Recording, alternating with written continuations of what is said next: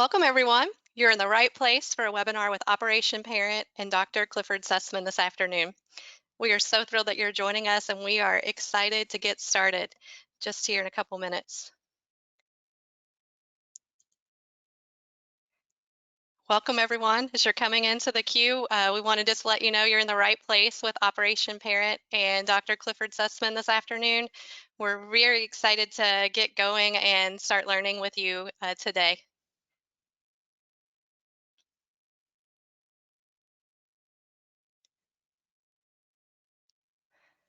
We'd like for you to take a couple minutes, and if you could go on over and register for our next webinar. It's going to be on March the 29th with Beth Tyson, and we're talking about trauma, grief, and loss in a lot of different ways. And so we've got a special program prepared there that we feel like foster parents, grandparents, social workers, teachers, general parents. We've got it designed so that everybody can take a bit away from that presentation. But the registration link is live now, and we hope that maybe you'll take some time either while you're with us today and register, or maybe make a note to do that right after we close the presentation today. Operation Parent's mission is to love and support parents by providing real-world information, connection, and most importantly, hope.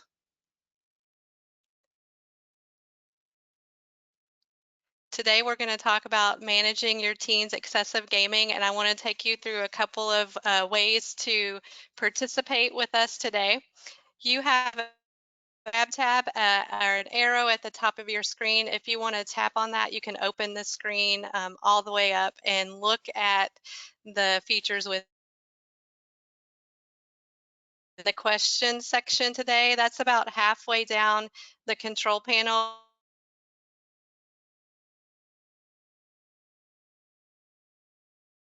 You can send both questions and comments through there. They will come privately to Nikki, and all questions are going to be answered to the best of our ability at the end of the presentation today. That's something that we're looking forward to. Dr. Sussman has agreed to stay around and take your questions directly, so we hope that you can stay with us till the end and get a question in. At any point, you can input your question as it comes to mind, and you don't have to wait till the end of the program to put your questions in. Feel free to go ahead and do that whenever you are so moved. We've got some awesome handouts for you today. We have the slides that we are presenting have been sent to you in a handout, as well as a resource from the Child Mind Institute. It is their Children's Mental Health Report on social media and gaming. And we provided you with the summary, but we'd love for you to also go in there and take a look at the full report. That tells you a lot about teens and their mental health around gaming and screens. There's some parent tips at the bottom of that summary handout that we shared with you today that I want to make sure that you don't miss. So go ahead and go into if you want to download those handouts here, you can do it. So just click on the handout and it will download, and you can save it only while we're live. Or you can look, we emailed those to you right before the presentation. So you should have those in two places that you can check out the handouts that we've offered today. We are recording this presentation, and the recording will be sent in your email, the email that you registered with, within 24 hours after completion of this webinar. And so that's a question that we get really often. So we want to just let you know that the recording will definitely come, as it always does. And it will come with a certificate of attendance. So that's going to be attached to the email. This email will contain your recording link as well as your certificate of attendance if you need that. And please just wait for that email. And also, if for some reason you're not seeing it right away, maybe check in your junk folder, or check if you use multiple emails, because it definitely will come out, and it comes out auto-generated. So lastly, I just want to continue to thank those of you who have been with us for a long time. This is a growing community, our webinar and learning community, and you all have been very generous in terms of participating in our survey at the end. It will only take you a couple of minutes to do that. You give us amazing feedback and we utilize it every single time. So please don't stop giving us feedback on the survey, and we really do look forward to that after each of these presentations. Today we are super excited for Dr. Sussman to be with us. He is a private practice. He has a private practice in psychiatry. He's an expert on digital addictions. He is a pioneer in the treatment of problematic gaming. He is a gamer and a coder himself, and he is focused on helping us as parents understand the importance of balancing the relationship with digital technology. And I could not appreciate him any more for that. That is so helpful to me as a parent, and I hope as parents and professionals you will find that to be the case today. Now, we've learned he's even more busier than he was during the first webinar that Dr. Sussman did with us, but he agreed to come back again. And so we're grateful for you and your time, Dr. Sussman. Thank you so much. Thank you for having me, and welcome everyone.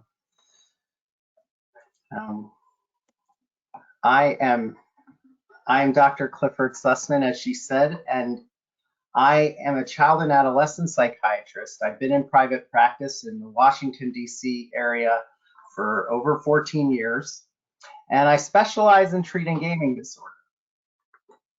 I have also been an expert consultant for a internet and video game use disorder track at a rehabilitation center in Boca Raton, Florida, called the Karen Renaissance Treatment Center for Young Adults. So I actually helped them start a digital addiction program there, where they treat a lot of other process addictions as well as drugs and alcohol. And like she said, I'm a gamer myself, and I do some coding and I've done educational software development as well as designing my own games. So I'm very interested in this topic for a lot of personal reasons, and it's always been fascinating to me to really want to understand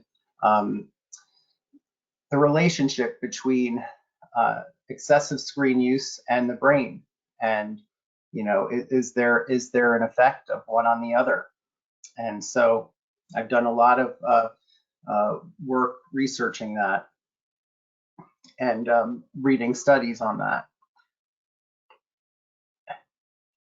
If you want to get more information than I'm able to cover today, one place you could start is you could get Overcoming Internet Addiction for Dummies by my colleague David Greenfield, who asked me to be the technical editor on this book. And so that's available on Amazon. And if you're a professional and you want more in-depth information on how to treat screen-related problems, I've done an online course that's available at rosscenter.com. You can go to my website, cliffordsussmanmd.com, and there you'll find not only links to the Ross Center course for professionals, but you're going to find a lot of online educational resources for parents. If you go to the information section on my website, you're going to see articles and videos, including the last Operation Parent presentation I did a couple years ago. You're going to see all sorts of frequently asked questions answered. So please check that out and use it as a resource. And there's always new information that I'm putting up there. And that, once again, that's cliffordsussmanmd.com. So today we're going to explain the excessive gaming effects on the brain. We're going to work on how to get healthy balance of on-screen and off-screen activities in our teenagers and kids. And we're going to try to acquire some parenting strategies to prevent excessive gaming and to recognize the signs and symptoms of gaming addiction. Now, the last time I did this presentation, we were in the thick of lockdowns from this dreadful pandemic, which has had a devastating effect not just on the people who've been sick, but also on kids. And, you know, parents have been forced into situations where their kids have been home doing online classes, not having as many structured activities to do in the daytime, having to do so much more on their computers at home.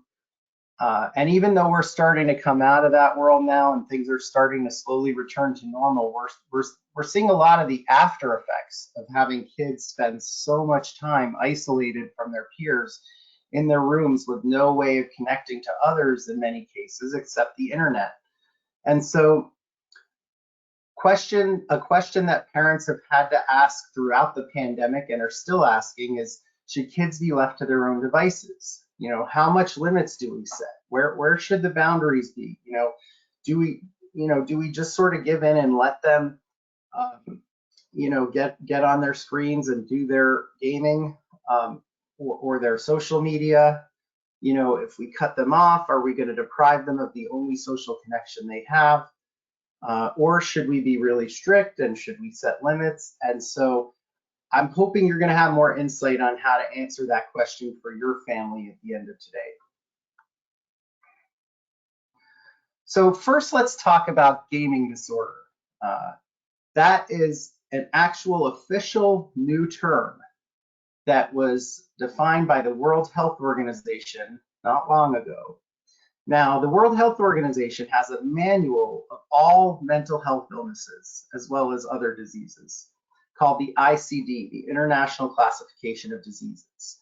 Now, the ones that give you the codes that you probably are all submitting to your insurance companies nowadays is called the ICD-10. That's the one that people are still using, that physicians are using now. The ICD-11 is the next one coming, and gaming disorder will be featured in the ICD-11. So how did they define gaming disorder? Well, just like in other diagnostic manuals, when the World Health Organization calls something a disorder, they're saying that it represents dysfunctional behavior, right? So a problem isn't a disorder until it causes dysfunction in your life, until it causes problems in your life.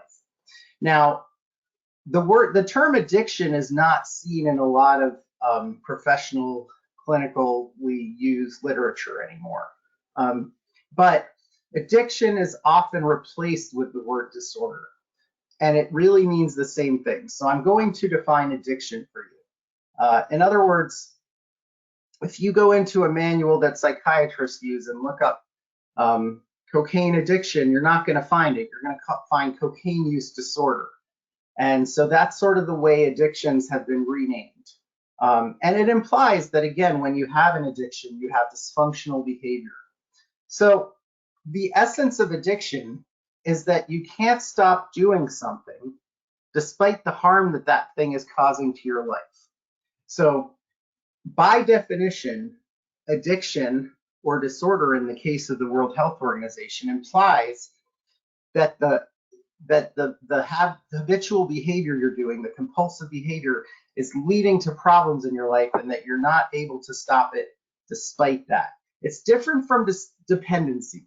You know, dependency is just simply when you can't stop something, but you don't have to necessarily have problems caused by something that you're dependent on. For example, you can say that a diabetic might be dependent on insulin, but that doesn't mean that they're addicted to insulin, because the insulin isn't necessarily causing their life to be worse. In fact, in many ways, it's causing their life to be better, if not to continue.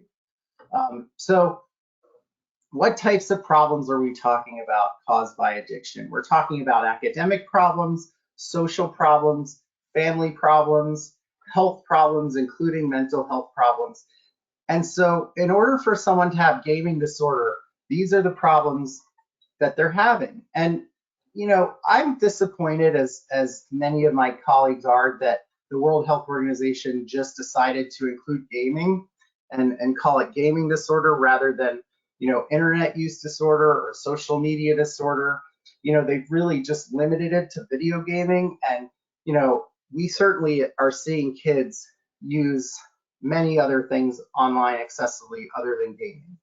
including watching other people game on streaming videos. My understanding is that the reason they went with gaming disorder is because there's just the most data, the most research out there available on gaming. And so it's a huge industry, and there's a lot of data available, and that hopefully will change with time, and we'll have a more inclusive diagnosis, a broader diagnosis. So what is it about gaming that makes us even concerned about addiction? Why am I not up here talking about violent addiction? Well, for one thing, gaming can be exhilarating. It can be a mood altering experience. You can come in, in one mood and leave with another mood. You can be down and it can bring you up. You can be in an exciting Mario Kart race like the one you see here. And, you can come from behind by using a special trick at the last minute. And it can make your day. It can turn a bad day into a good day. It can change your mood or mental state in many ways. It doesn't just have to make you happy. It can make you scared. It can make you terrified, like this horror game. It can put you in suspense. Gaming is a very immersive experience. But another thing that gaming provides, as you can see with this fellow playing Minecraft, is that it provides mastery. In other words, you can keep getting better and better at the game and master all the skills that it requires.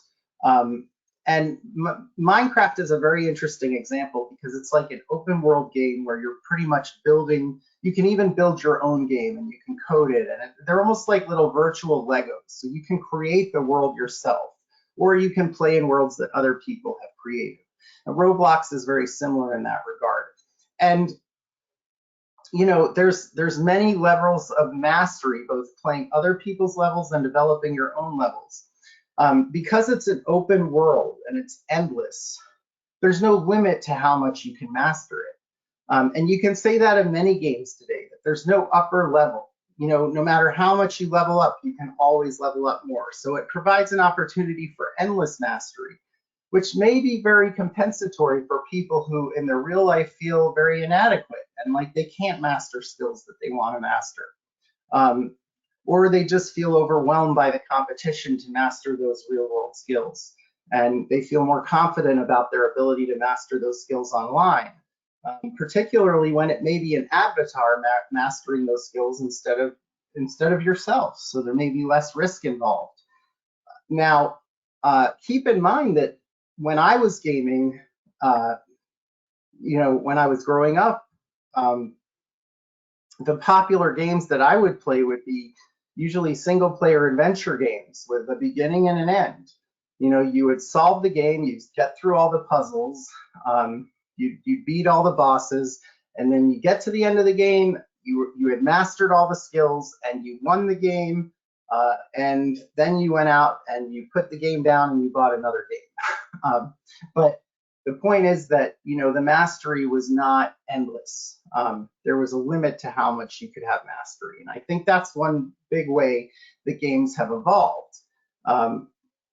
Another way games have evolved is that the experience is just, it can really help provide a complete escape from the real world. Like as you can see with this guy with the VR glasses, he's in another world. He's in a virtual world. And in that world, you can be in a place you'd rather be than in this world. You can be in a better world. You can be in a similar world where you can make the outcome better. You can be someone else who you don't want to be in that world. Who you want to be in that world, but you don't feel you are in real life. Or you can be someone in that world who has qualities of yours or strengths of yours that you want to make even stronger. So you can see yourself in the characters you play, but you can also be someone else. So games provide a great escape for kids, especially when they're in a pandemic and there's a lot people might want to escape. And there's always like a lot of difficult things to deal with in real world news that kids can escape as well, not to mention the traumas of everyday life. So another reason, and perhaps a way in which games have evolved the most that um, uh, that people are so dependent on their games, and that kids have such a hard time getting off their games, is that games have been made so much more social. What you're looking at on this screen is Discord, and Discord is social media for gamers. And what I will see in a lot of the kids I work with is that when they're not on a game, and when they're not socializing on a game using the game social engine, they'll be socializing with other gamers on Discord. Or if they're not socializing on Discord, they'll be looking to see what games their friends are playing on Discord so they can join it. So a lot of my patients have, when they were doing their online classes, had Discord up on a screen the entire time, so that they can keep in touch with all their gaming friends. Now, Discord has a lot of ways of communicating with each other, as well as the programs like it. And it offers a FaceTime chat, just like Zoom, but the one kids tend to use the most is probably, other than audio, is probably like a text chat feature where they're typing messages to each other. So while kids may feel somewhat connected to other kids by socializing in this way,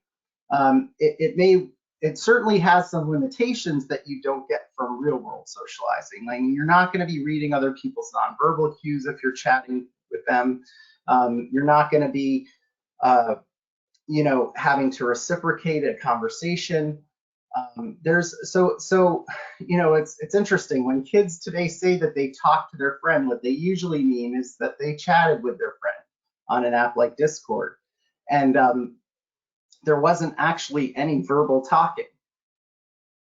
This is important to me. I work with a lot of high functioning autistic kids, for example, and for them, I feel like it levels the playing field, because they're not challenged to use some of the social skills that they might in real life. And while that may make them have a better chance at friendship than they do in real life, it's also a double-edged sword because it doesn't help them to develop those skills. But if you go back even before the pandemic, despite the fact that people are wearing masks, this was a convention before the pandemic where people are dressed as their video game characters. You can see how that people could sort of dress up as their characters and socialize with each other as that way. I think they're dressed up as Fortnite characters, and they could, you could pretty much hide behind your character, and it's almost like a social icebreaker, and again, kind of levels the playing field. But it's interesting because you don't really have to be yourself.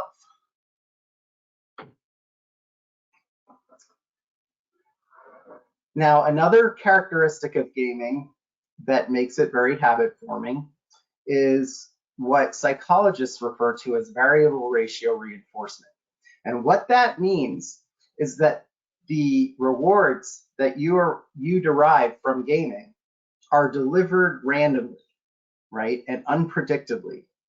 In other words, if you play this classic game Candy Crush, which a lot of people will play on Facebook, for example, and has been around a long time, it's a simple matching game where you're trying to set off chain reactions by matching candies. And you can create special candies, and you can create series of explosions. And the longer the chain reaction is, the more points you get, and it seems to go up exponentially. But the candies fall in randomly. So it's hard to predict the next time you're going to have like a long, high-scoring series of explosions. So this game has layers upon layers of variable ratio reinforcement. But to illustrate that even further, when you do have a long series of explosions and you score a lot of points, sometimes you'll get additional praise coming across the screen. Like in this case, you see the word sweet, and you'll hear this booming voice going, sweet, right? And there's other times when you'll see the word delicious, right? So even the praise is random. And to illustrate that even further, sometimes you make a really long chain reaction and you don't get any praise at all. So the point I'm making is that game makers understand this stuff. They understand people's psychology.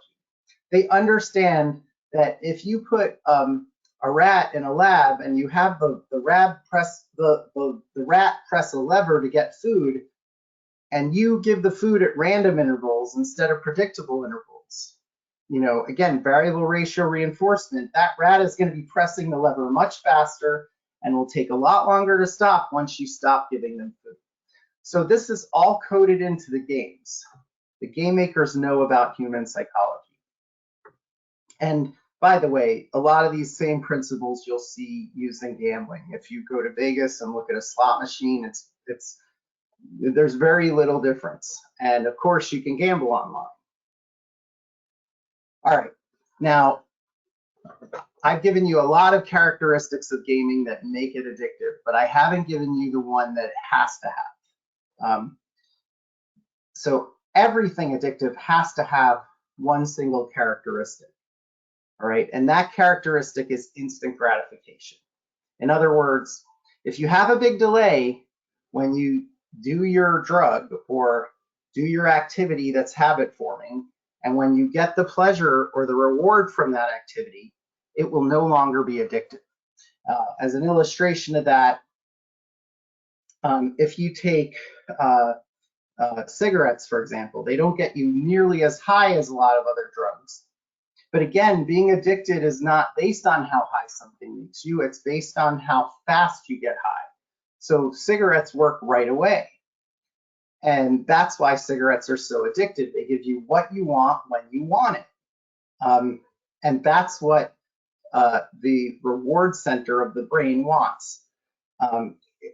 Another example is cocaine. When they took powdered cocaine, which people would snort, and they made it into crack cocaine, which people could smoke. The only difference between the two was not how it made you felt, like a lot of people think. It was that it got you high much faster. And it was because it was getting people high faster that it was so much more addictive. So this is a concept that addiction scientists have known for a long time, that it's all about what we call latency, the delay between when you try to get a reward and when you get that reward.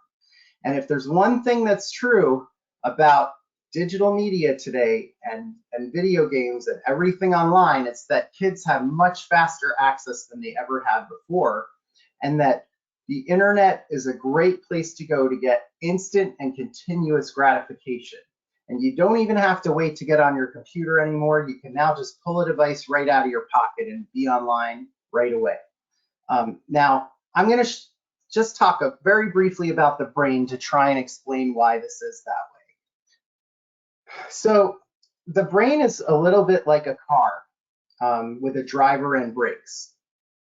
If you look at this green arrow, it's located in the middle of the brain in a place called the midbrain. And the green arrow points in the direction of the flow of dopamine, which is the reward neurotransmitter of the brain. So it comes out from the center of the brain. Now, the center of our brain is very primitive. It looks a lot like the brain you'll see in a lizard, for example. But we have a very complex top of our brain called the cortex. And these red arrows are in a place called the prefrontal cortex. And so you can think of the green arrow as the driver and the red arrow as the brakes. So in other words, dopamine and dopamine release is like the driver. When we get what we want, when we want it, when we get that instant gratification, our brain releases dopamine. And the more instant and continuous our gratification, the more dopamine our brain releases. The prefrontal cortex, on the other hand, that delivers an opposite signal from dopamine. That's the part of our brain that thinks more about long-term gain than short-term gain. So in order for us to say, wait a minute, we have to get off our game right now. We can't, we have a test tomorrow. We have to stop. We need the prefrontal cortex to put on the brakes, right? And we actually have to think about what comes later rather than what we're getting right now. Now, this was important for survival historically. It was important for animals to have a system based on instant gratification so they could survive. You don't want, an animal saying, I can't eat that now, I'm on a diet or it's not dinner time yet. But, for human beings, we can just get, a lot more of what we want when we want it than any animal can. and we need our brakes to be able to stop us. And we do have much more sophisticated brakes. The problem is that in kids and teenagers, their brakes are not fully developed. So what you often see is an imbalance between the driver and the brakes, where the dopamine-driven need to just get as much stimulation as we can overpowers the ability of our brakes to stop ourselves. So the younger we are, the tougher that imbalance is. Now, the problem is that if you can't put on the brakes, you're probably going to binge, right? You're probably going to game for hours and hours on end. And that's what we see in a lot of kids, that they'll just play for as long as they can, right? And the problem with that is that when you play so much and your brain is releasing so much continual dopamine, you get desensitized to dopamine. We have receptors for dopamine, and the receptors, they get downregulated. You don't have as many of them after a while. And so we build up a tolerance to stimulation so that it takes more and more to stimulate us. The problem is when your tolerance to stimulation goes up because you're desensitized to stimulation, then fewer things can stimulate you. And as a result, you get even more bored. And when you're more bored, you seek more stimulation. And so you're more likely to digital binge some more, and the vicious cycle continues. And so what I try to explain to parents is that there's a residual effect when kids are binging on games. It's not just the obvious time they're losing to other activities while they're on the games. It's that after they get off, they're more desensitized to being stimulated, and they're more bored by their everyday life. They find it even harder to pay attention in class the next day after binging the whole weekend on a game. And I put all this together. I've come up with what I think is a more helpful way to look at our kids' activities for parents. And that I think the traditional view that a lot of parents had of screen time was, you know, our kids can use our screens as long as they're still being productive, as long as they're still getting their homework done. You know, let them have their fun. And so, you know, the sort of traditional parent model of viewing kids' activities is how productive are they being? You know, if you do your work, you earn your play, right? You do your homework, you can have your game time. I like to come up with a new version of looking at kids' activities that's more based on how the brain works. And rather than work versus play, I look at it as high dopamine activity that is instant and continuously gratifying. I call high dopamine activity, and I've given it the abbreviation of HDA. And activities that require more patience and that don't give you a continuous dopamine flow, I call low dopamine activities. And that rather than balancing work and play or unproductive and productive activities, the goal should be to balance high and low dopamine activities. And that's what I define as healthy use of screens, is when you can balance those two types of activities, which is very hard to do, but very worthwhile. So, and that means that low dopamine activities, as I'm about to illustrate, don't necessarily have to be productive. They just have to be activities that give your brain a chance to restore some of its tolerance to dopamine. So what are high dopamine activities? Again, they're activities that are instantly and constantly stimulating. So for on-screen activities, that would include obviously video games, but also social media, web surfing. There can be off-screen high dopamine activities, like the obvious ones, drugs, alcohol, gambling, right? Low dopamine activities, on the other hand, they require more delayed gratification. They require more patience.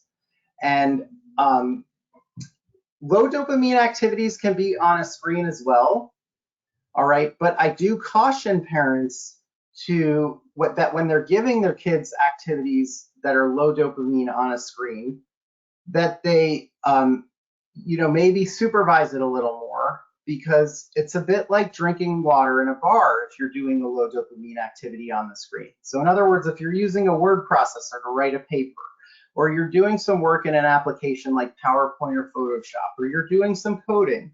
All those activities are, they take a lot of thinking. They give you a very delayed reward. You have to put in a lot of work and effort. They require patience. But at the same time, during any of those activities, you could easily open up a browser and get distracted. Off-screen activities, on the other hand, include the obvious ones like exercise and homework, but also things that can be fun where the fun is just a little bit more delayed, like board games and tabletop games, reading books, other hobbies. In fact, I'll give a lot of the families I work with, I'll give them a long list of low dopamine activities to choose from, and I'll encourage them to add more that they can think of, especially when there's kids around the house, in bad weather, saying, I'm bored, there's nothing to do, because they don't have a structured activity. So I'll give them lists of activities like arts and crafts and board games and books and cooking and dancing and drawing and exercise and photography and puzzles and music and maybe learning a new musical instrument. But I'll even put on my low dopamine activity list boredom. Boredom is arguably the most low dopamine activity.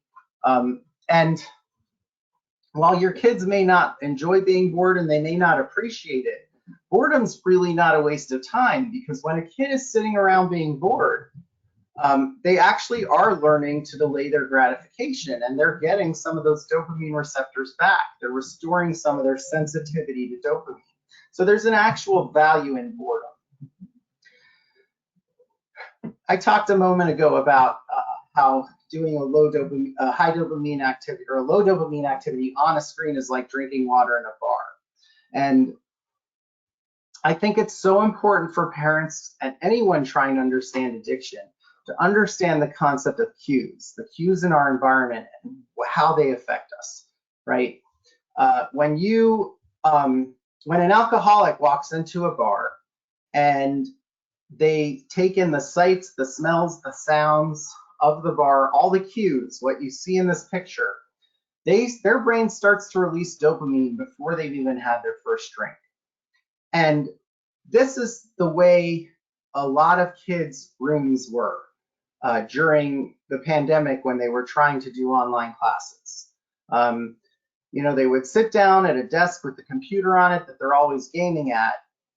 They would have 3 devices next to them, maybe on the desk. They'd have another screen open with Discord.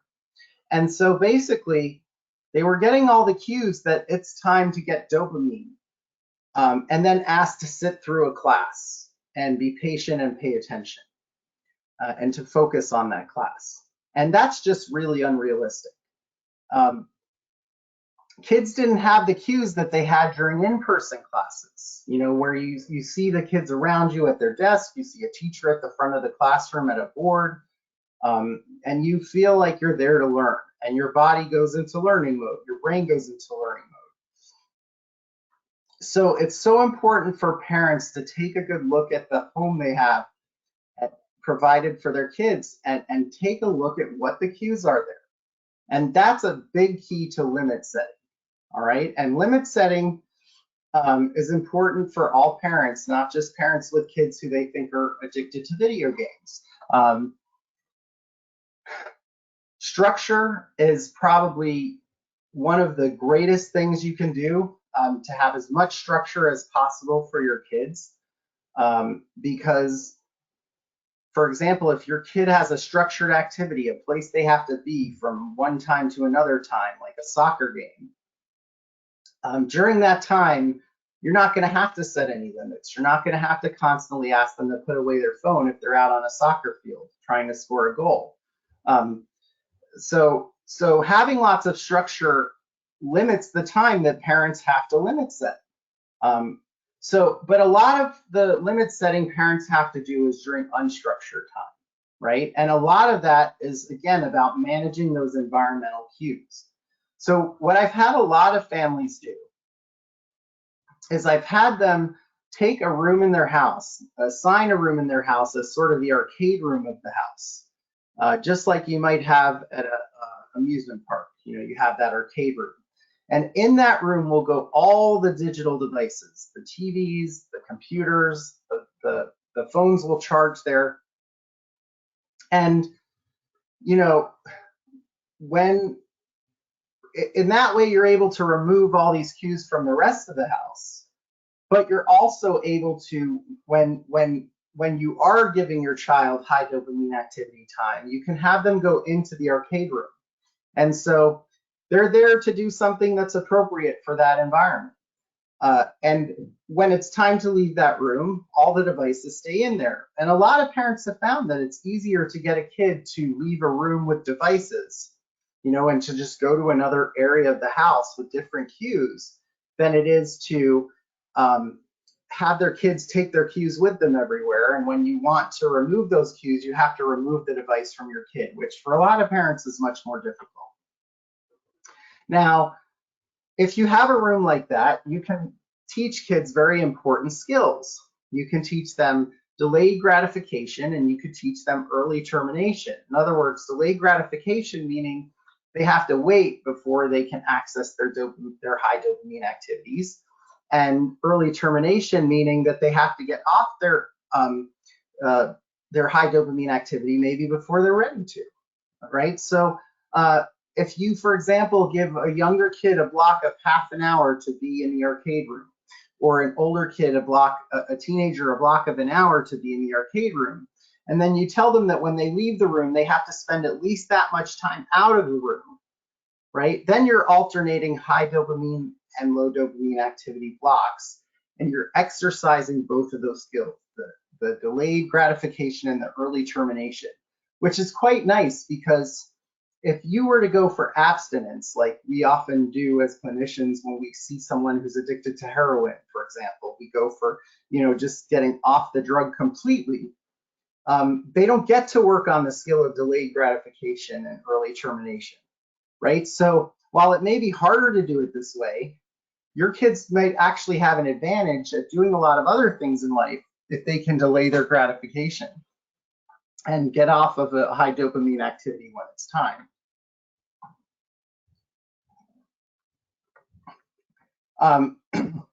If parents find that their kids are not complying with the screen limits or the screen rules of the house, I think it's much better to meet kids where they are. We know that they go for immediacy. We know that they're not much for delayed things. So, you know, go for logical and immediate consequences. For example, if your kid stays in the arcade room for another 5 minutes, rather than having a power struggle with them to get out of the room, you could just have worked out ahead of time that you're going to multiply those 5 minutes by 3, and they're going to lose 15 minutes of time from their next high dopamine activity block. So not only does it eliminate the need for a power struggle, but it also gives them immediate consequences, which is where kids' heads are at. And, you know, something you really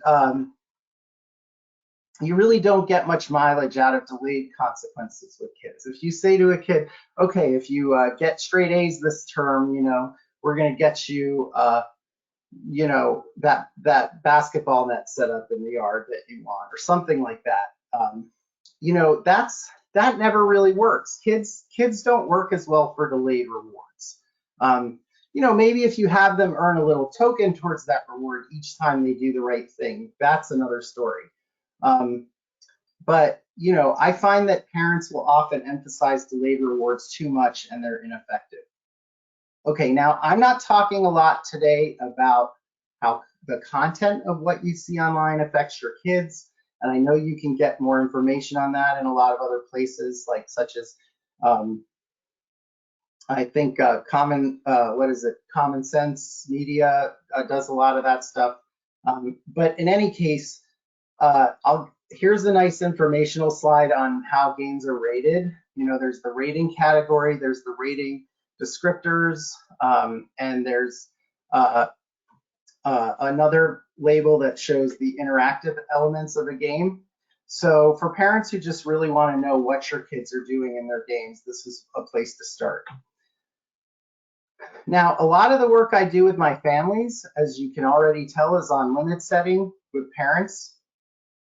And You know, parents have a very difficult thing to work on, just like kids do, because while their teenagers are trying to balance high and low dopamine activities, the parents are trying to balance, you know, doing limit setting and providing their kids with natural consequences, but also allowing their kids to learn to self-regulate. And sometimes they have to do that by failing themselves, and parents have to be willing to let their kids fail. What you'll see is parents going to the extremes instead of doing this balancing act. You'll see, instead of limit setting and instead of self-regulation, um, they'll they'll do enabling, where they pretty much just give in, or like, you can game all you want, you know. And I've even seen parents call into the school and be like, you know, well, my kid is sick today, when in fact they know their kid's been up all night gaming. And this can really be harmful to a child and make the problem worse. So, you know, it's not good to go to that extreme. You know, even though you want kids to be able to regulate themselves, it's unrealistic to think that they can if parents don't set any limits. But then again, you also see parents who take limit setting to the other extreme, you know, which we will sometimes call micromanaging, right? Where parents are on every single thing their kids do, looking over their shoulder, using tons of, you know, parental control software, and always, you know, making sure they're doing all their homework. The problem with this is that even if it works and it doesn't get your kids to completely defy you, uh, you know, once your kid goes off to college, um, they're like a fish out of water. They now have been gotten so used to being micromanaged. They're so dependent on their parents to set limits for themselves. They've never learned how to self-regulate. And this is when a lot of kids crash and burn, because you're like a kid in a candy shop when you're in college, because you have access to anything you want to do when you want to do it. Going back to the dopamine, right? What you want when you want it. And you know, I do get a lot of failure to launch cases who dropped out of their first year of college. Okay, so as parents, you know, how do we talk to our kids about these issues? How do we talk to teenagers? I mean, we know teenagers are hard to talk to. They're going through this transition where they're, you know, going more into this mode where they're trying to join with their peers, and they're trying to sort of separate themselves from their dependency on the previous generation. And you see this struggle really play out in early teenage years, and then they sort of settle into their own peer group as they get older. It's very important to understand these stages, these typical developmental stages of kids, you know, becoming individuals. And if you understand what your kids are going through, and you understand that, you know, maybe sometimes when they're talking back to you, or being defiant, that it's not necessarily something personal, that it's a typical developmental way for them to find their own identity, you can be validating with them. You can try to acknowledge their feelings about these things. And this works in general with all sorts of limit setting, to just be validating. Gosh, you know, you really don't think our rules are fair. You get that. Gosh, you really want to be gaming right now. I'm sorry.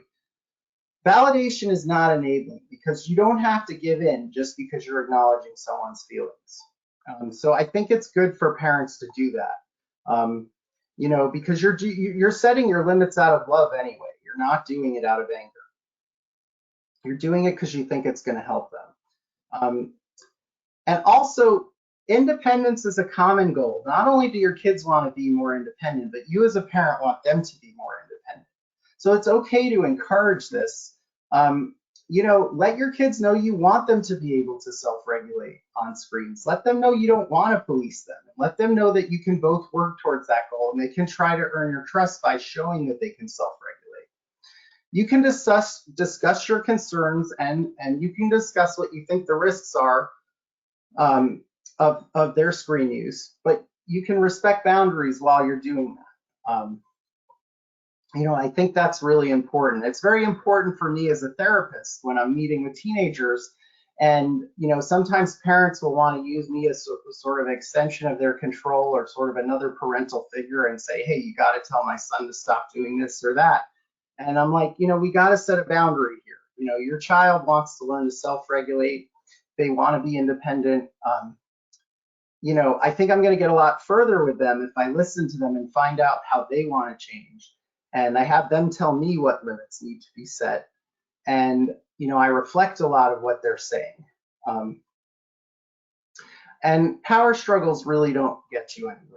And so I think a lot of the challenge of dealing with teens is avoiding those power struggles. And sometimes the best way to do that is when things are really escalated, and the situation's getting really tense and potentially aggressive, to just leave, to just back away, leave your child alone, deal with the consequences later when things have settled down.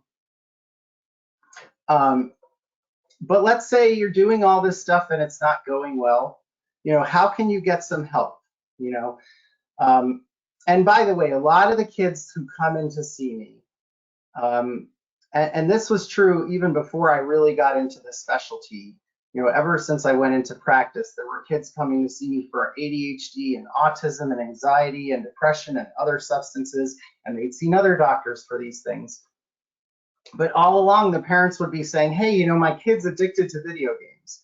And the other providers might have said, well, we got to treat their ADHD first or their anxiety first, and then the video game addiction would get better. And well, if that had worked, the parents wouldn't have come to see me, because usually that wasn't the case. So, what I found out is that oftentimes it was hard to access treating any of these other things if you couldn't get a handle on the video game use. It was like the big elephant in the room. And when I actually interviewed these kids, I would find out that they'd have a lot of the same sort of seeking behaviors, the same type of dysfunctional behaviors that you would see on addiction units when I was in training. They would be aggressive, they would be lying to their parents, they would be stealing to pay for video games, they would say they were going to kill themselves if they took their games away. These were red flags that these were kids who were really, seeking their next dopamine hit and would do anything to get it, just like you might see a drug addict doing or a gambling addict doing. And, and really that was the elephant that had to be addressed before I was going to be able to treat any of these other problems. So what are some of the treatment options that parents have? Well, there's, what I usually recommend when a kid is really, truly addicted and that, they're having all of these issues we've discussed, it often needs to start out with what I call a digital detoxification or a dopamine detoxification, where you really want to get the kids detached from their screens for a while so that they can start to get some of the ability to feel pleasure back, so that they can start to become resensitized. And that, on an outpatient basis, it's hard to do more than a week, but a week can be very effective. In fact, parents will let me know after 3 or 4 days that their kids are behaving much better. In residential centers, you might be able to get like a 30-day digital detox, or longer. And that's probably the amount of time it would take for for the brain to fully return to normal in many cases. The second phase, once you've completed a detox, and it's very important to have a second phase, because if you go right back into the same environment after a detox, you might as well not do the detox. The second phase would be external regulation, because the theory is that by now a kid is detoxed, but they're still not quite able to self-regulate. So you need limits, either from the residential center or from the parents and the team they're working with. And the eventual goal, of course, is self-regulation, which is the state that we want teenagers to be in before they go to college. Some parents will send their kids, particularly to get through the first phase, to centers like inpatient or a wilderness program or a residential center. Again, wilderness programs, they're like usually 30 days, and they really usually only do the first step, the digital detoxification. So it's very important if you use a wilderness program that you have a step 2 place. Residential programs, on the other hand, and then there's some really good ones like Restart in Seattle, and the program that I consulted on, Karen Renaissance, for young adults. Restart treats teens and young adults. They have, more of a complete approach where they'll not only will they do the detox, but after the detox, the kids will usually stay there for up to 90 days, and they'll get lots of work on how to self-regulate and how to sort of earn people's trust and earn privileges, and they'll learn adulting skills, and maybe there'll be vocational and educational services. So it's more comprehensive and better for long-term treatment and better for when you're discharged. There's individual psychotherapy, which is what I provide a lot to people who are stable enough to be treated on an outpatient basis. And I've already given you a little introduction to what I call the motivational interview approach. It's actually an established approach devised by people like Miller and Roenick. And motivational interviewing is developed as a psychotherapy that incorporates CBT and dynamic psychotherapy principles to treat addictions. And so I'll use a lot of motivational interviewing. It's very based, again, on not being another authority figure to your teenager, but having your teenager be an authority figure to themselves, and doing a lot of reflective listening, and helping kids to explore their ambivalence, helping them to understand that part of them wants to change, but part of them wants their next fix. And then there's family psychotherapy, of course, and for families, and there's group psychotherapy for teens and parents, but it is hard to find quality group therapy, especially in person, for screen-related issues. One resource that I really like for parents is going to Al-Anon meetings for dealing with some of the issues that come up with their teenagers addicted to screens.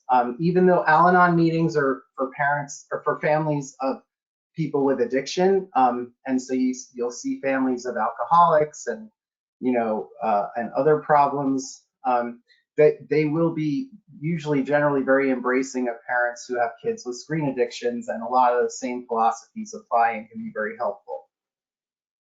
I'm going to give you some more information here. A gaming addiction helpline, the National Suicide Prevention Lifeline, is 1-800-273-8255. There's the Child Mind Institute telehealth line, where you might be able to get help that's more specific to screen-related problems, because they study that there. There's the Operation Parent Handbook. There is, again, I want to point out some of the resources you can get from me. If you go to the information section on my website at cliffordsussmanmd.com, you'll get much more in-depth information on this topic. If you go to my Ross Center courses, there's one for parents and a general audience. It's called Screen Time and Mental Health and Use, an Intro to Current Research and Interventions, where I talk on a panel. But then there's one that's specifically for training professionals, and we'll give them comprehensive training in addressing these types of issues, and it's called Assessment and Treatment of Digital Use Disorders, and it can be found on the Ross Center website.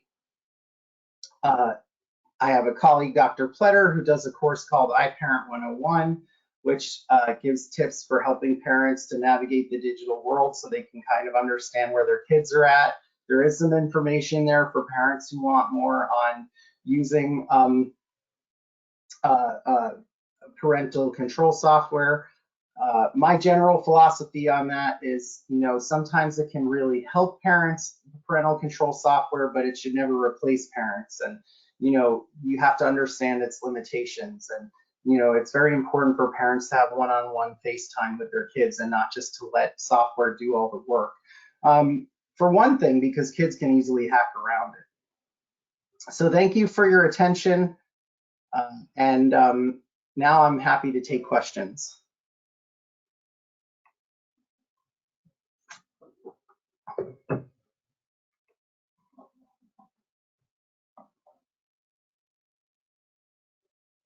Okay, awesome, Dr. Sussman. We do have a lot of questions in the queue. If you still have a question you haven't put in the queue, you're welcome to do so now. And I'm going to take folks through just a couple of things about Operation Parent in the meantime.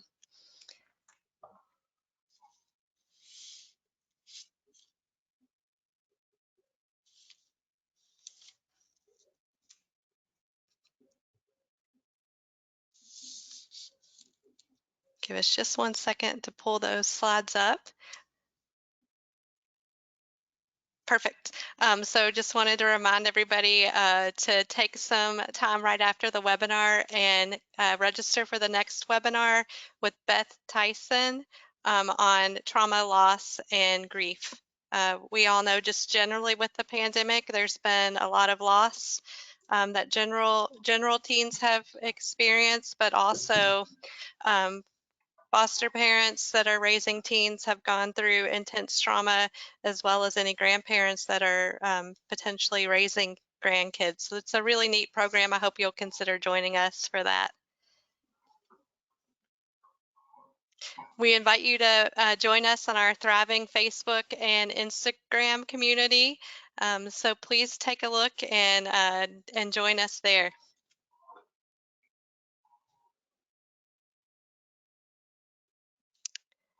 We'd also love to let you know our individual handbooks are available on our website, and the elementary edition is $6.99. Currently, middle and high is $12.99. You can order those individually and directly on the website. And then for our next offer, I wanted to tell you a little bit more about the launch of our new website, which has just happened. In honor of that, we've got a special for buy one, get one free. So you can secure a handbook for yourself and then also share one with a friend or a family member that has a teen. And that's going to give you a lot of ammunition to get a hold of today's tough culture. So there's anxiety, depression, suicide, gaming, of course. Dr. Sussman has contributed to our chapter on screen use and gaming. So there's a lot to learn in there and a lot of introduction to what our teens might be facing. But most importantly on this screen, if you're interested in taking advantage of that offer, you just need to go to the website, operationparent.org, insert the coupon code, which is share and the number 1, to share and 1. And you will also receive free shipping, which is another wonderful thing that we've been able to arrange for anyone interested in purchasing a handbook. So this is our first time around that we have a buy one, get one free offer and a free shipping opportunity. So it really is an awesome opportunity. We're doing this in honor of our new website, which is very much more interactive, and also Teen World Mental Health Day is tomorrow, so in honor of that as well. So just go over there, check out operationparent.org and /shop if you're interested. The last thing I'll tell you about that, probably also important though, the offer is shorter than our typical offer. So if you've been a long time viewer with us, we tend to run those offers for 2 weeks. This particular time, the offer is going to end on March the 5th. All right, so on to the questions, and we have quite a few that were in early, and then they're still coming in, so that's exciting. So what if what if our teens don't participate in sports or any other activities, and they get defensive and say that they are socializing with their friends through games?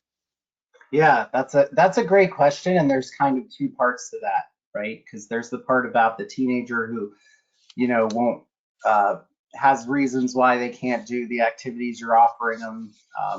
Maybe they won't do sports, for example, and then you also have the teenager who's saying to you, "This is my social life.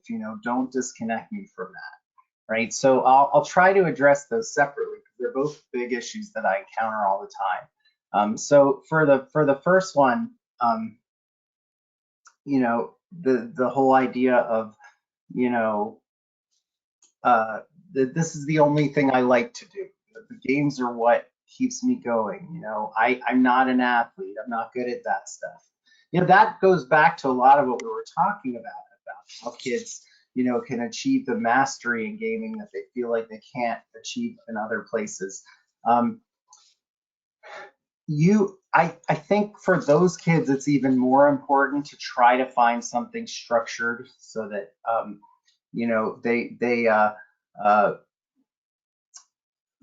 you know, there's going to be some conflict around the house when you're trying to find things for them in between activities. But you know, if a kid is not athletic, you could give them a list of a bunch of maybe clubs they could do at school or other activities they could get involved in.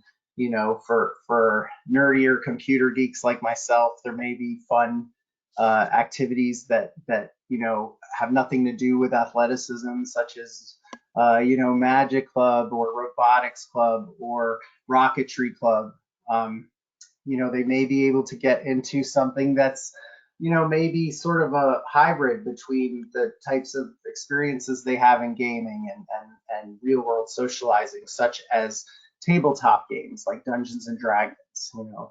And this is something they could, you know, make a commitment to meet with a group and do. I have patients who will go to Magic the Gathering tournaments and at hobby stores. And while, you know, this, you could make the case that this isn't really that different from gambling, and there probably is a good deal of a gambling aspect to playing card games. It's giving them some dopamine. While there may be some truth to that, there is the delay time in getting there, and there's the delay time in setting everything up, and there's the requirement to have face-to-face contact and real-world socializing with the other players. So it may be a nice compromise, you know, for a structured activity. There, you know, you could give a list and have them choose, but they may have to choose something because, you know, just having no structure might not be an option for them, and that might be something that parents have to be really firm about. But there are activities in the home, certainly for kids who are not athletically inclined, such as, you know, artistic activities, crafts, woodworking, you know, maybe helping with chores for some, you know, monetary compensation, maybe raking the lawn or doing other things like that. You know, maybe doing some, taking on a new musical instrument, maybe getting involved in a band. So, you know, but definitely a good place to look first is after school clubs to try and get your kids more structure, particularly if they're not athletically inclined. Now, you know, but there's even sports that are better for kids who may not really consider themselves particularly agile or athletic. You know, like for example, you could get your kids into swimming or scuba diving. You know, where maybe they don't have to have the quickest reflexes, or you know, so I mean, there's lots of different sports. Maybe for a kid who's not fast, they may but has good aim, they may enjoy taking up something like golf, where they get out there and they get walking and they're outside. So you know, and being physically active has obviously a lot of its own benefits aside from getting you off your screens. So let's see, as far as the other part of the question, which is like a big one, you know, the part about kids feeling that it's their only social connection. So while it may be true that they feel some sort of social connection on their games, it's important to emphasize to them that you want them to have a variety of social experiences, that having a social connection over games is a different type of social connection than the ones you have in real life, which is not to say it's worse, which is not to say it's not valid in and of itself, but it's to say it can't be the only one they have. You know, that they need variety, they need balance. And so you can encourage them to have their online friends. You can let them, you know, during their high dopamine time, do those social activities, but you also want to encourage them to meet with friends in person in real life.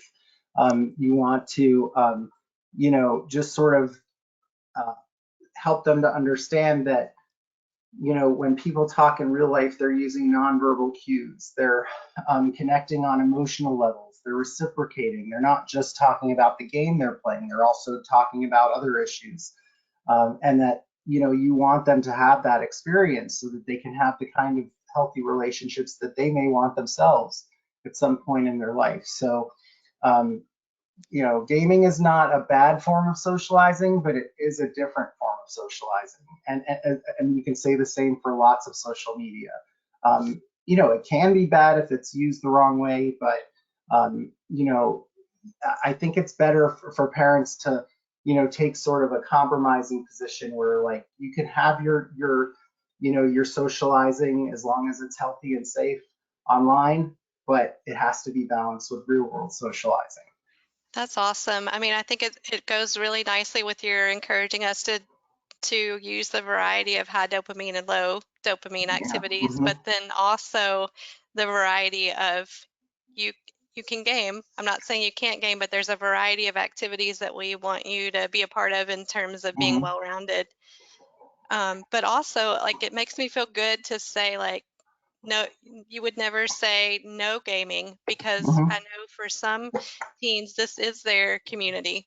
And they Yes, may that's not right. be great at their social skills, or they may be a little Hmm. bit behind or delayed in social skills, but Hmm. they make friendships through talking about gaming. And so Yes. it's important to just, I think for me to hear that, to know that the variety is okay. Um, Yes. and that if, Remember that. Yeah, go ahead.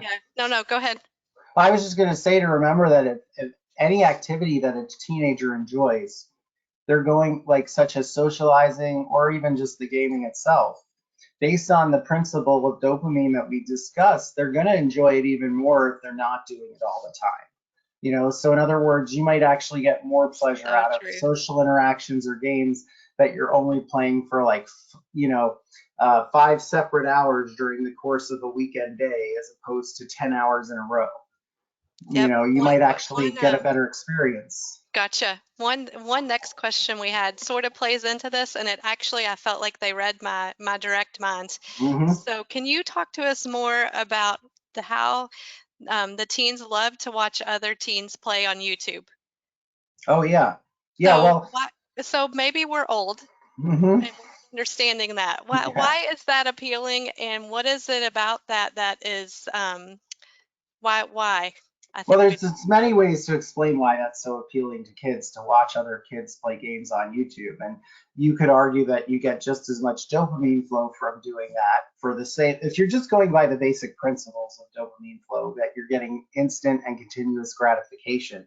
You could argue that you get as much from that from watching kids play video games than you do from playing them yourself. Yeah, sure, if you play it yourself, it's more interactive and you have more control over the world, but you're not getting any more continuous stimulation than watching someone. You may get more intense stimulation, but again, it's more about how fast and how frequently you're getting it. But think about it this way. you know Grown-ups like to go to sporting events, right? We like to watch people play sports, right? For a lot of kids, gaming is their sport, and they like to watch other people compete. They like to watch other people play like they're a spectator.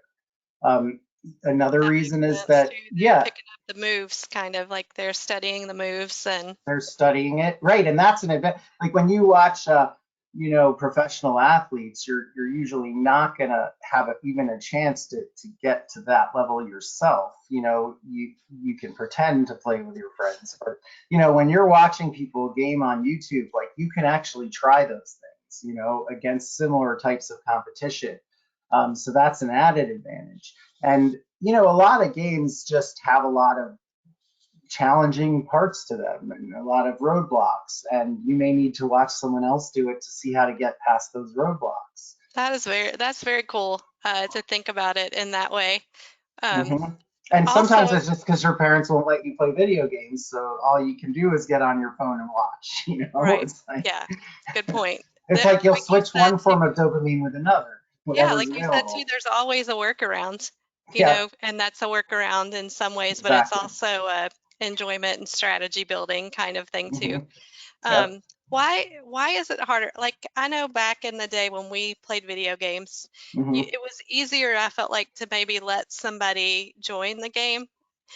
Like Yeah. today, I see it's really hard. Like if a teen is in the middle of the game, they could be playing on and on forever before they invite their friend who's come into the room to join them to play. Why Well, is it harder to do that, I guess, today? Or right. So you're talking about like the old days when we'd have a console with two controllers, right? yeah, Is the that what real you're old talking about? days.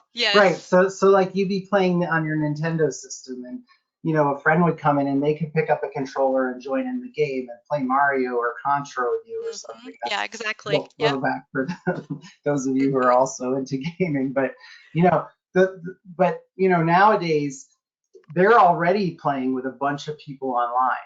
So they already have a group and a team they're playing with in many cases, because the most popular game and the most addictive form of game today is a multiplayer game, right? A game that you're playing with players either that you know in real life but who are on their own systems in their own homes, or just random people from around the world, or both, right? So since multiplayer is such a big aspect of it, you really don't need another person next to you to share the experience with someone.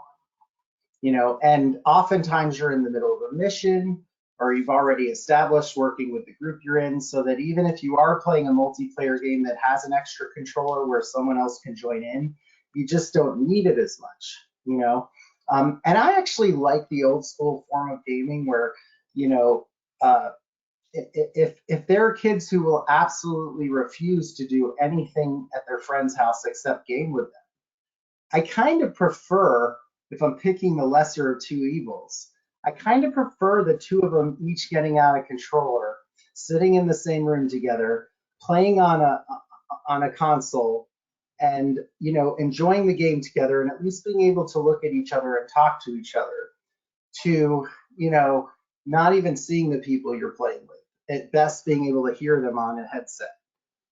So there is something just about having someone else in your presence in the real world that I prefer to not.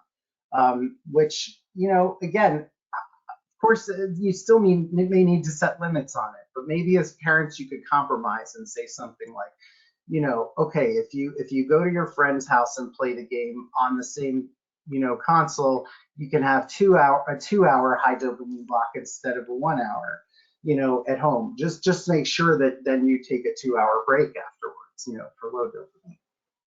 Awesome. I really appreciated one of our parents mentioned a strategy that she used, which she thought about when you talked about the instant gratification. She said in her home she stopped putting money towards the gaming, and it's been about 3 months, and the gamer is has less interest in Right. gaming without the support of that. And so, one, I appreciate her so much for sharing that. Yeah. But two, can you talk about why that might be a good strategy, and if others might Yeah. want to consider that? Well, it's a great strategy. And I've actually, it's funny because I've used it with myself when I want to play like a free to play game, which are those games where you can pay for upgrades, right? But not get too heavily into it or spend too much time doing it. I'll just make sure I never, frankly, I've never spent any money on a free to play game. But I'm not saying that makes people wrong who do. I'm just saying that you know, it is designed so that you can purchase things like loot boxes, or you can purchase upgrades for your characters, so that you'll be able to play the game better and you'll be able to reach places that are harder to reach faster. So it will absolutely increase your instant gratification in the game environment, which makes that an excellent point if you make in-game purchases. And in fact, that is the major point of in-game purchases. I mean, part of it is that you can like get a cool outfit for your character, or you can, do something that makes you more stand out more than the people you're playing. But the main reason for in-game purchases is to to achieve more faster, and to compete at a higher level. And another reason for it is this, we were talking about variable ratio reinforcement before, where you randomly don't know what you want to get. what you're going to get, the gambling concept. Well, that's what a loot box is. You open it up and you don't know what's in it. So Mm-hmm. you purchase the box. You're not purchasing, a specific thing that is in the box, and you take whatever's in the box. And so it adds that sort of, Good point. Yep. unpredictability gambling factor to it, and it makes the game even more dopaminergic. So Mm-hmm. yes, I definitely think that there's tricks for reducing instant gratifications, like for example in-game purchases. Other tricks might be not using your DVR when you watch TV, so you have to wait through commercials. It could be make your kids wait 5 minutes before they start a game.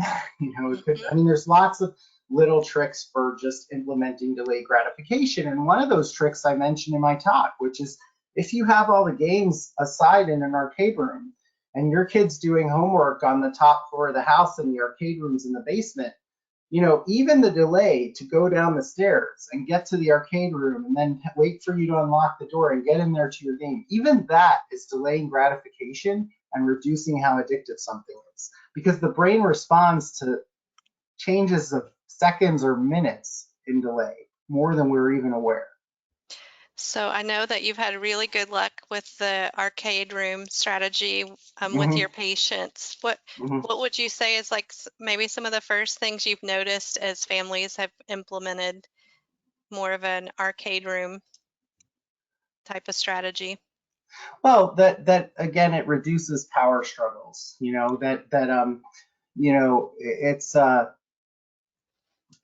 the I was having a lot of parents who are literally like having to trick their kids into like, okay, waiting until the kids would go for a snack and then grabbing the devices from their room, or, literally prying it out of their hands. And I mean, that's just begging for a power struggle, and it seems to me that if the agreement is from the start that the devices stay in that room, that, that will become the routine. And, hopefully your child will leave the room without the devices. And if they don't, again, you have rules in place and you have consequences in place, which you're ready to implement. But no system works perfectly, and you have to adjust it to what works for your family. And the arcade may not work for everyone, or a tweaked version of it might work. True. And we Another, yeah, go ahead. no, you keep going. I'll hold it. Well, I was just going to say another advantage of the arcade is that if you don't have devices in the room where your kid's sleeping, they're less likely to get distracted at night. Yeah, great point. And get more sleep, which we know is critical Yeah. for that brain development that you were also Hmm. talking to us about. Well, Yeah. I was just going to say in our own homes, we know our children well, but we also know how different two children in the same household can be, Oh, that's true. and varying ages. And one of our viewers today has just wanted your take on. They have a 10-year-old that does about 2 hours of Fortnite a day. What would you say there? What would be your thoughts about that? Is that a good Well, range or? so if you want specifics on, the amount of hours of any game for any age that's appropriate, you can get that from places like the American Pediatric Association, but I don't highly recommend thinking of it that way. I don't really worry too much about how many hours per day is healthy. What I'm more concerned about is how many hours per session. How long are they sitting? Are they playing the 2 hours all at once, or are they doing an hour and taking at least an hour break, then doing the other hour?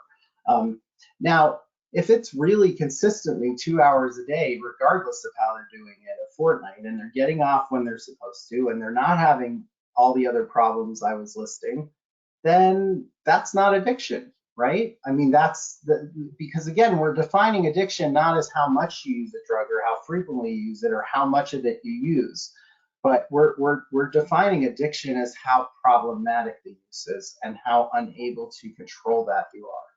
And so that may be perfectly fine, even if they are playing all 2 hours at once.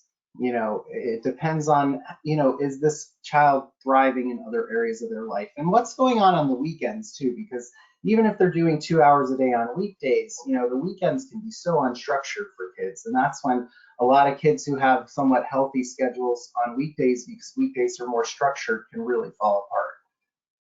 Good point. Good point. So you know your kiddos and you know their schedule, and we Yeah. can take that advice and work with it in our own homes.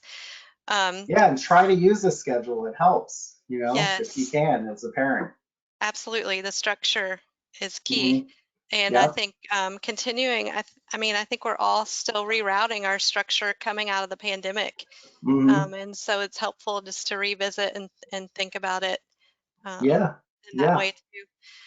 Um, just speaking of the pandemic and increased gaming, have you noted an increase in depression? And also a second piece to that question is children with ADD or ADHD, um, how is gaming maybe impacting their situation? Yeah, so the first part was depression. So, I mean, not only am I noticing an increase in gaming problems in general, I mean, it's really through the roof right now. And I often have to keep a waiting list, but it's but yes, there's a lot of depression now. I'm seeing a lot of depression. I'm seeing a lot of anxiety, a lot of school avoidance. But I'm not saying that people are necessarily getting depressed because they're gaming too much. I mean, there's a lot of reasons to be depressed right now. Let's face it. I mean, this pandemic just seems to be dragging on forever. And, it could be that gaming is their maladaptive way of coping with it. There's a little bit of a chicken and egg thing when you talk about psychiatric disorders and gaming. And for ADHD too, like kids with ADHD are more likely to play more video games because they're more likely to seek stimulation, because that's what ADHD really is. What it is it's like, ADHD kids seek instant gratification. They seek more stimulation. They also, just like younger people, have a problem with their brakes, with their prefrontal cortex. You're not able to stop as well. And so, they are instant gratification seekers, and they're at higher risk of all addictions, including screen addiction. And you know, there's, I'm not going to, not all the kids I see with screen addiction have ADHD, but but very few kids with that I see with ADHD don't have at least some excessive screen use issues. And so, not to say they're all addicted, but it's very rare that you meet a kid with ADHD who hasn't at least had one really long gaming binge. And so, and sometimes it's just the only time they can sit still for a long time, if they're hyperactive, but or they can hyper focus. But so the question is, how is it affecting them that they're gaming? You could make the case that arguably it makes like sort of a temporary worsening of your ADHD symptoms, because you're down regulating dopamine receptors. So you're desensitizing the child to the effects of dopamine. And that's actually how ADHD medications work, how the stimulants work, by giving the brain more dopamine to get them more focused. And when you game, it's almost like you're getting that dopamine from an external source rather than from a medication. And when you take the meds, you almost don't need to game as much because you've got the dopamine coming in from the drug, right? So it's like it almost like replaces the need to seek external stimulation because you're getting it from the drug. So kids with ADHD, it's like you don't want their tolerance to stimulation to go up because their medications might not even work as well, and since those medications are literally stimulants. So yeah, I mean, there's a big relationship between ADHD and gaming, and another chicken or egg thing, you could argue. Yeah, and I know like not necessarily power struggles, but just transitions with children that have ADHD, transitioning them from one activity to the next, from one place to the next, like That's that right. is it takes longer and takes more effort. And so Yes.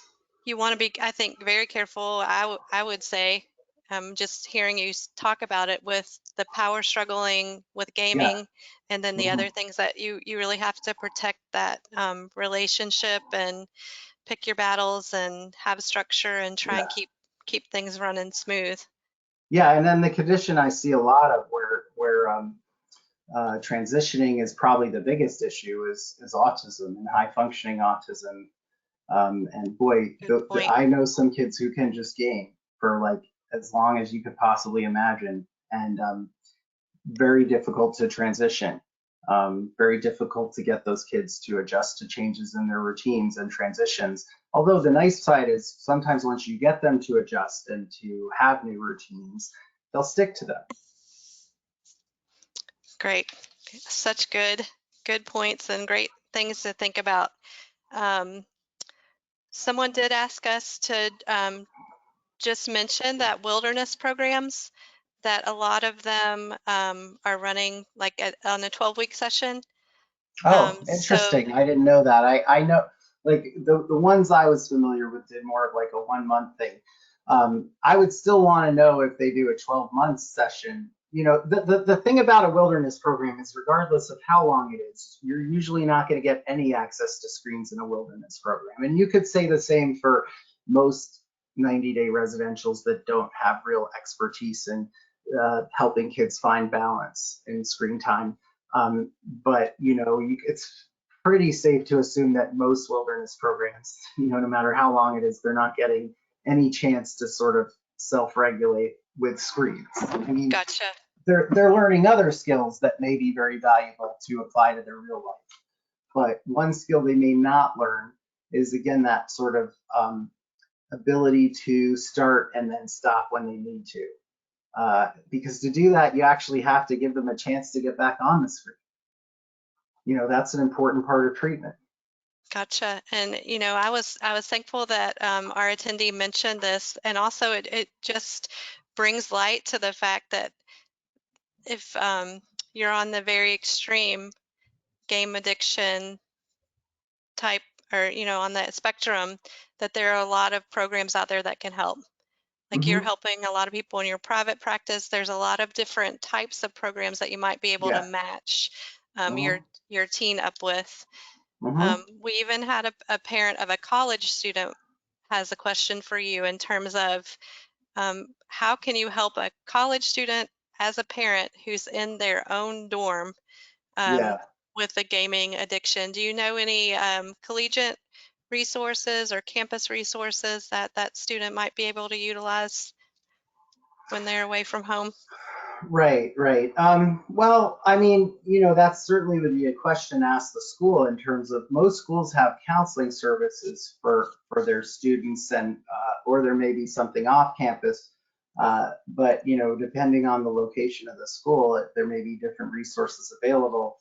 And you know, the and that you know the counselors at the school may have a lot of knowledge of this issue and maybe very little. But one of the things about living in a dorm is that sometimes you're living with roommates or you're living with suite mates and they're gaming all the time and you're always exposed to it.